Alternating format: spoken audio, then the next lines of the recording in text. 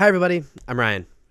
Today we're going to look at one of the decks that has gone in and out of popularity in Pioneer over and over and is back in. And that's the Lotus Field or Hidden Strings combo deck. We're going to look at some of the card choices in the deck, how the combo actually works, how we make the combo go faster, and some of the piles that you have to make with Emergent Ultimatum. So let's jump into it.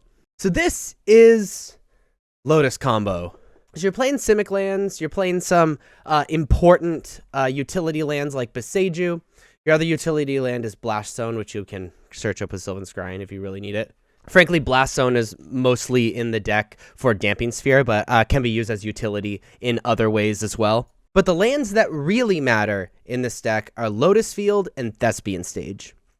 So Lotus Field has hexproof when it enters battlefield tapped, and when it enters the battlefield, sacrifice 2 lands, and you can tap it to add 3 mana of any color. So when you read that on its surface, it seems like that there's no tempo advantage, like this land does nothing. Now you play your 3rd land and you have 3 mana. However, when you untap it a whole bunch with things like Hidden Strings, Hope Tender, Vizier of Tumbling Sands, Pour Over Pages, you can produce a ridiculously large amount of mana, especially when you have a bunch of them. Like when you copy it with Thespian Stage. When you copy it with Thespian Stage, it's not entering the battlefield, so you don't have to sacrifice lands. So in a perfect world, you go like, land, maybe do some other stuff. Play your Lotus Field on turn 3, you sack 2 lands, okay. Turn 4, you Thespian Stage, use the mana from Lotus Field to copy Lotus Field, and now you have access to 6 mana. You're untapping with 6 mana on turn 5. And then you can do some really crazy things. So that can happen faster with like a Boreal Grazer, which is also a fine blocker because you need, being a turn 5 combo deck, you need to really have time to be able to like do your thing. So when it enters the battlefield, you can put a land card from your hand onto the battlefield tapped. So if you like play this on turn 1, that means it now becomes a turn 4 deck. You can do this even earlier. Fae of Wishes is an Emergent Ultimatum target, which we'll talk about in just a second, but it allows you to use your sideboard sort of as like a Karn board or a Wish board or whatever. And use these cards in your sideboard like they're in the main deck, which is obviously very powerful, especially when you can like really easily tutor out this card if you really want it. We're playing Hidden Strings. This is sort of the core of the deck. Hidden Strings you're going to use for 2 mana on the turn you want to combo, and untap your Lotus Field, untap your Thespian Stage, and create a ton of mana. You rarely Cypher, but you can like Cypher on a Boreal Grazer, and like it doesn't have Defender, so you can attack with it and be able to use it next turn. But really, if you're casting Hidden Strings, you're probably killing them that turn. Being able to tap the Lotus Field and the copied Lotus Field for mana, 6 mana, you play Hidden Strings down to 4 mana, and now you can tap them again for another 6 mana for 10 mana total, is obviously very, very good. Allows you to have plenty of mana to be able to do all of these other things in the deck. Impulse is pretty obvious, like it's meant to find, important cards for your combo. It doesn't really have anything to do with the combo besides that. Hope Tender is just another card that allows you to tap your lands for even more mana, especially on the turn you go to kill your opponent, you can exert him. There's also like some interesting combos with this card. When you like have 2 Lotus Fields, you tap them both for mana, you exert Hope Tender to untap both of them, and then you can play Hidden Strings to untap 1 Lotus Field and Hope Tender, and then exert the Hope Tender again, which is like super dope and just like nets more mana as time goes on. Sylvan Scrying is your 2 mana card, so you can search up your Lotus Field, you can search up your Thespian Stage, and also be able to search up Blast Zone to, get rid of problematic permanents that might be nerfing your combo. So you can use your lands sort of as a toolbox. You also have Art of War, by the way. Vizier of Tumbling Sands, you're probably always cycling it.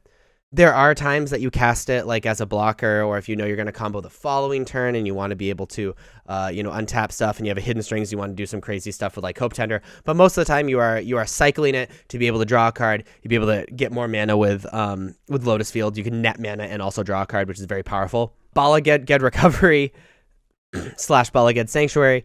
Returning a card from your graveyard to your hand is pretty powerful, is a good thing, especially when you're trying to do things like, Hidden Strings, or trying to do things like profiting mana with Pour Over Pages and stuff like that. But also it being a land in a deck that needs 2 lands in order to play the card that like it functions off of, which is Lotus Field, is also like doubly valuable. This card's very good. Extinction Event is an awesome toolbox card, especially since you're playing so many tutors. So if you're going to like die the following turn and you don't quite have the mana to combo, being able to grab Extinction Event is valuable. Mastermind's Acquisition is one of the tutors is actually the way that we really kill our opponent. Like in the end, we grab Approach to the Second Sun from our sideboard with Mastermind's Acquisition, and then tutor it back out of the deck so we cast it twice so we win the game. That's like the primary way to win. So Mastermind's Acquisition is super important. Leer allows us to continue our combo and eventually get that infinite mana. Pour Over Pages is kind of a better Hidden Strings almost. Being able to draw 3 cards and then untap 2 Lotus Fields allows us to profit a mana while drawing 3 cards, which allows us again to continue our combo and do even better. Dark Petition is another one of our tutors. 5 mana, search your library for a card, put it in your hand, then shuffle. And you get more mana if you have Spell Mastery. Most of the time you have Spell Mastery in this deck. So it allows you to...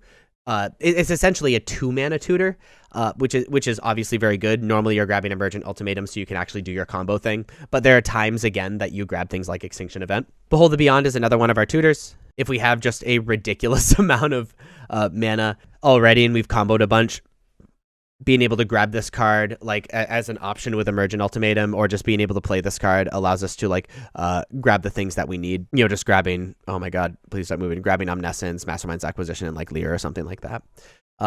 Omniscience is one of our tutor targets, which is if we cast this card, we should just win the game. We no longer need the mana. But Emergent Ultimatum is kind of the card that makes the deck difficult to play. So there's this thing called piles in the deck. So Emergent Ultimatum says, search a library for up to 3 monocolored cards with different names and exile them. An opponent chooses one of those cards, shuffle that card into your library. You may cast the other cards without paying their mana cost, exile Emergent Ultimatum. So normally when you cast Emergent Ultimatum, so we're assuming they don't have counter magic. So normally when you cast Emergent Ultimatum, you're grabbing Omniscience, Leer, and Pour Over Pages. They have to tuck the Omniscience unless you just have actually 0 cards in your hand. And actually, you can't even do that. So they have to tuck the Omniscience and hope you whiff. And then you get to cast the Leer and Pour Over Pages for free. When you cast Pour Over Pages for free, it is draw 3 cards, profit 6 mana, because the idea is you have 2 Lotus Fields on the battlefield. When you cast Leer for free, it creates your entire sideboard, or excuse me, your entire graveyard is flashbackable.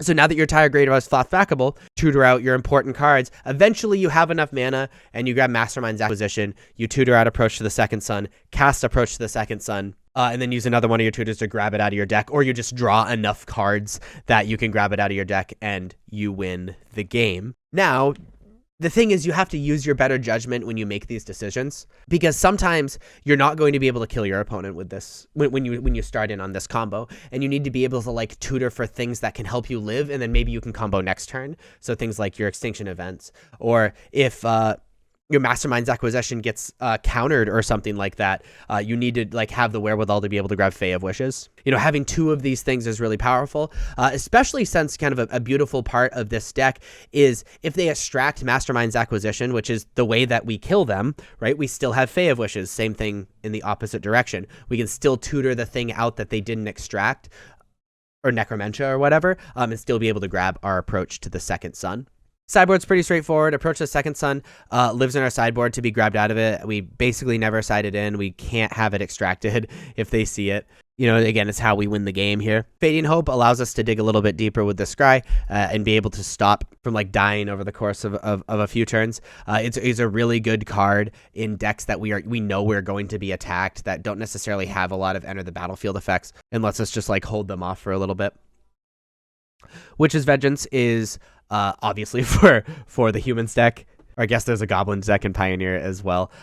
You know, allows us to like have a cheaper board wipe, have something we can search out. Thought Distortion is for these control decks, right? Being able to just cast Thought Distortion against our opponent means that we can just like untapping combo or like killing combo, being able to grab all these cards out of their hand, and that spell itself can't be countered. It's totally like a nail in a coffin for these control decks. Hope Tender is great for matchups that both you might need to block in, to be fair, or decks that you need to combo earlier and you really need to do this very, very quickly and need to make sure on turn 4 or on turn 5 you 100% can combo that you literally don't have time for. Elder Gogginoth is great at blocking. It's also a great alternate tech because often your opponents are going to be siding out their removal for their own aggression and for hand disruption and for counter magic. And being able to just like cast Elder Garganoth and just start attacking, it allows you to dig deeper as well, can really catch our opponents off guard. Literally the same thing with Zakama. Zakama also helps with our combo, but really we just like cast Zakama in situations where like, you know, our opponent is just like planning on countering Emergent Ultimatum and we just throw Zakama in their face and they have to counter it, and then we can untap and actually kill them, or they don't counter and we just get to kill them with Zakama. And then Pithing Needle is really needed against cards like Karn, which they're going to grab Damping Sphere off of, which totally wrecks our combo, and other things that might mess us up, but it's often for Karn. So hopefully this deck tech helps you with your understanding of Lotus combo or Hidden Strings combo, whatever you want to call it. This deck is in the forefront, so if you're not playing it, it's still really important to understand how this combo works. I hope you enjoyed this video. If you want to see more videos like this, please be sure to like and subscribe. Check me out on social medias. Links are above me and in the description. Thank you so much for watching. I'll see you next time. Bye-bye.